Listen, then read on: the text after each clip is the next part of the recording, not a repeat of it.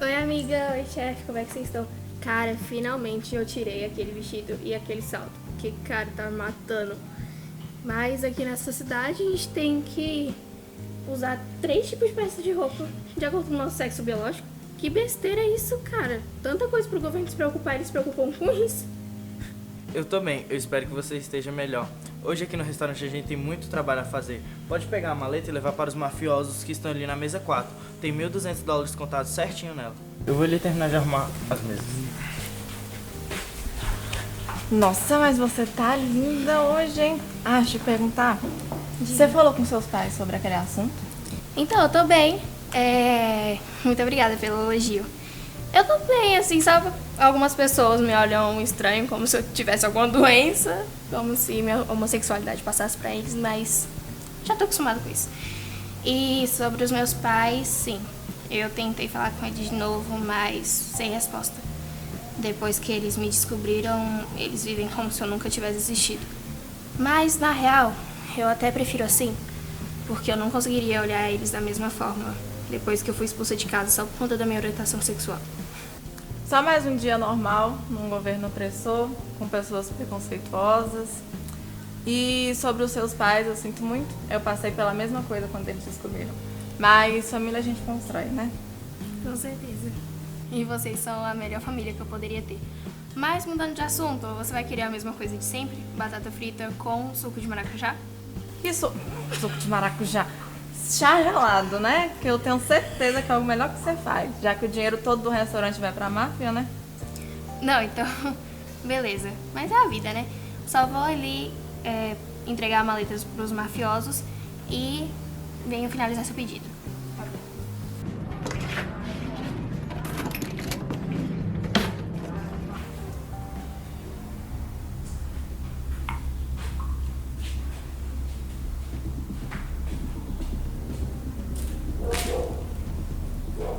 Boa tarde. Trouxe o dinheiro? Trouxe $1.200, certinho. Diga para o seu chefe que não vamos mais tolerar atrasos. Se atrasarem mais uma vez, não teremos mais acordo. Vocês não querem a polícia aqui? Ou querem? Não, é claro que não. Eu vou falar com ele, pode deixar. Licença.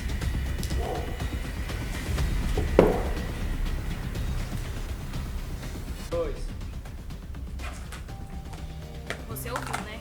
Abre o olho, a gente não pode perder esse restaurante. O Stonewall é importante pra mim e pras outras pessoas também. Aqui é o único lugar que a gente pode ser quem a gente é. Então, por favor, abre o olho. Eu já te falei que se precisar, eu dou uma quantia, eu ajudo com o que precisar, mas não vamos perder esse lugar, por favor. Eu escutei, eu não quero te envolver nisso, você já ganha pouco. Se precisar, eu vou te falar se precisar, mas a gente vai dar um jeito, eu prometo.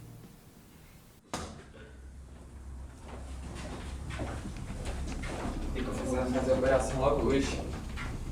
À noite, logo nesses becos. Parados, mão na cabeça. Vocês estão presos por venda de bebidas para gays, por roupas inapropriadas e por conter homossexualismo. Como é que é? Primeiro, que vocês nem deveriam estar aqui. Segundo, que a gente não vende bebida alcoólica. E nossa orientação sexuais e a roupa que nós usamos não influenciará em nada. Nós somos pessoas normais como vocês. Não, vocês não são pessoas normais como nós. Vocês são pessoas do mal, pessoas arrogantes, pessoas que não prestam. São más influências para a nossa vida. Má influência é seu preconceito. Vai.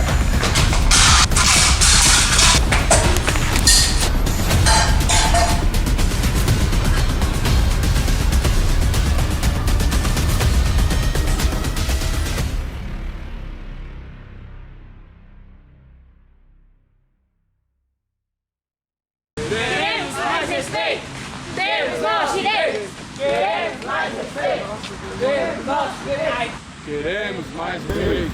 Oi, meu nome é Elisa, eu sou assistente social e eu vou ajudar vocês nessa luta para conquistar seus direitos. E eu vou ter uma associação para vocês. Podem contar comigo. Cara, eu não tô nem acreditando, muito obrigada, de verdade. Agora que eu não perco esse restaurante, eles vão ter que nos engolir. Nós vamos lutar para ter nosso livre-arbítrio até o final.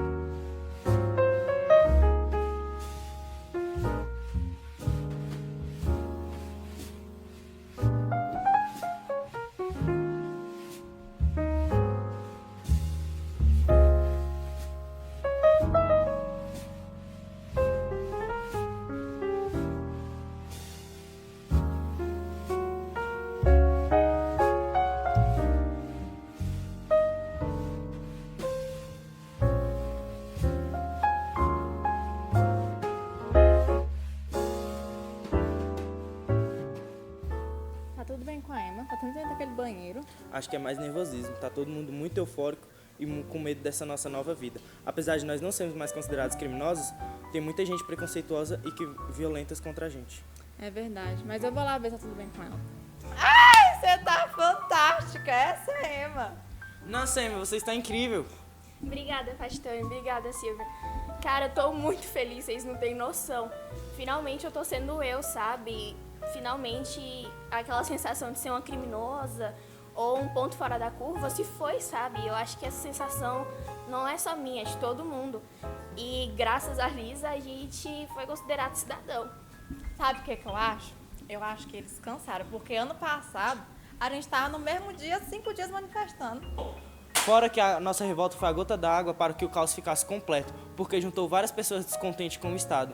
Ou eles faziam isso, ou os Estados Unidos iriam afundar. É, realmente, mas vamos parar de papo, porque tem muita gente lá fora querendo comemorar, então bora.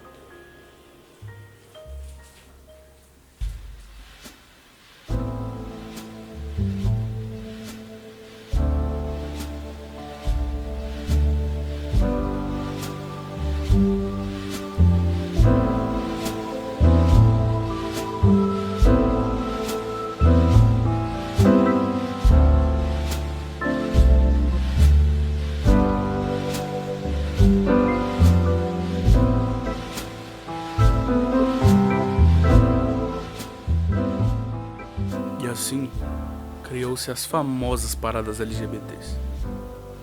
Esse movimento foi muito importante para a comunidade LGBT, sendo um marco inicial para a luta pelos seus direitos em todo o mundo, porém não é passado adiante para as novas pessoas da comunidade LGBT.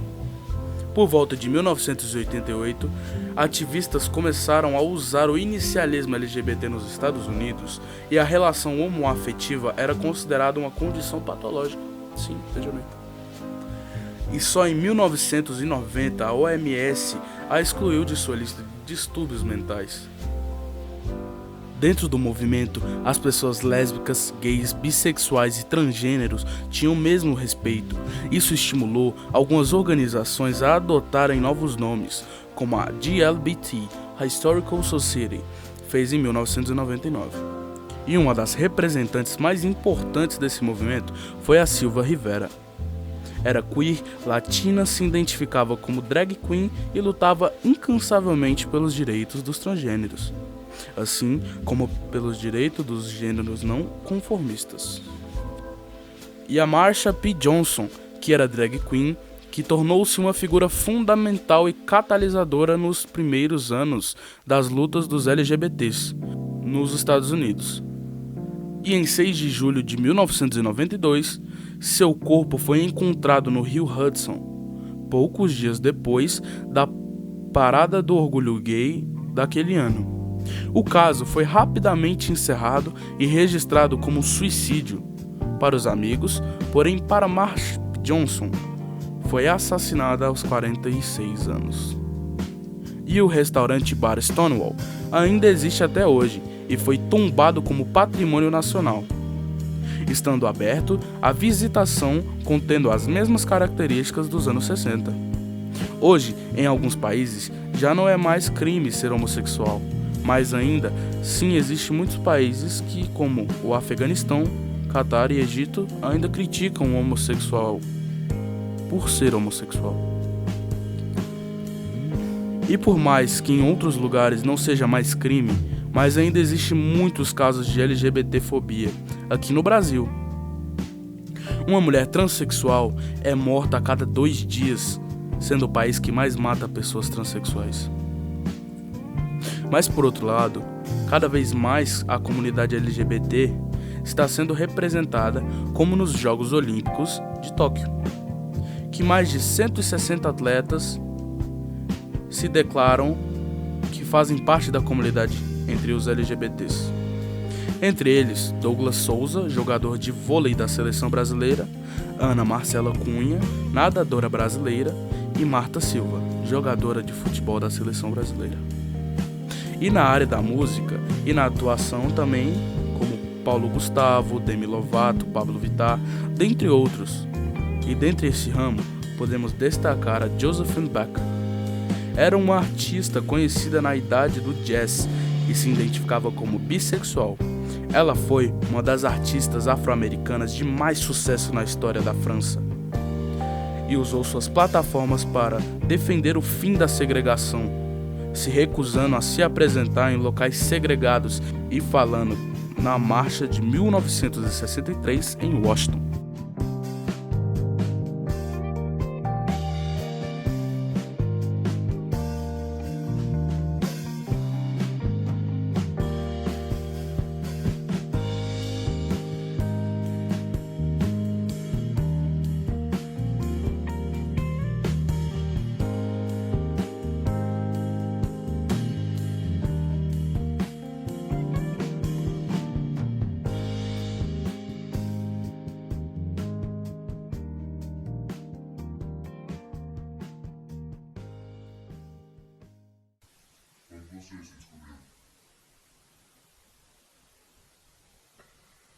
Eu descobri ter atração sexual por homens aos meus 14 anos.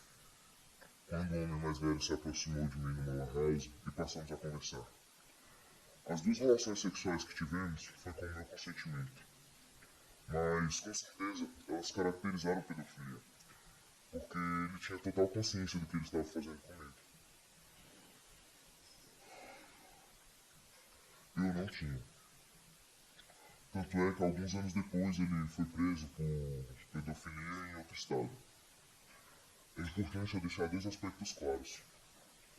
Primeiro, mesmo tendo iniciado a minha vida sexual muito cedo, eu não concordo com isso.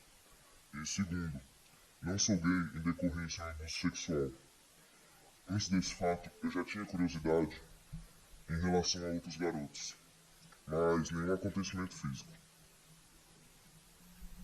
Como foi a relação da sua família em relação à sua orientação sexual?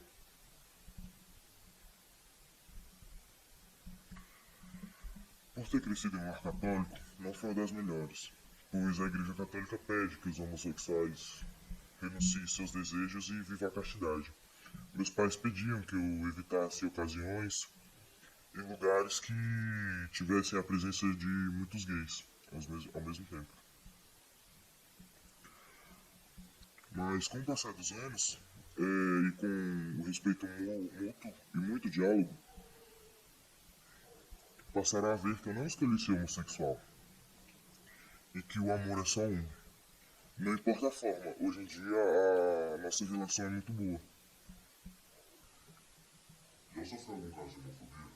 Se sim, como você reagiu? E como ficou seu psicológico? Já. Algumas vezes, com relação do meu jeito de falar, de vestir e de me comunicar. O psicológico não fica nada bem. Mas encontro conforto ao saber que estou dentro da minha realidade.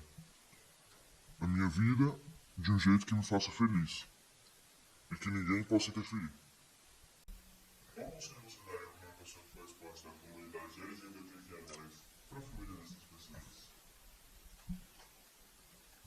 Se você deseja se assumir, tenha certeza de que você não vai ficar desamparado emocionalmente nem financeiramente. Esteja pronto para que nem todos te compreendam. Se apegue a quem te respeitarem e dê apoio incondicional. As famílias peçam muito compreensão e diálogo, porque o amor é o maior dos sentimentos.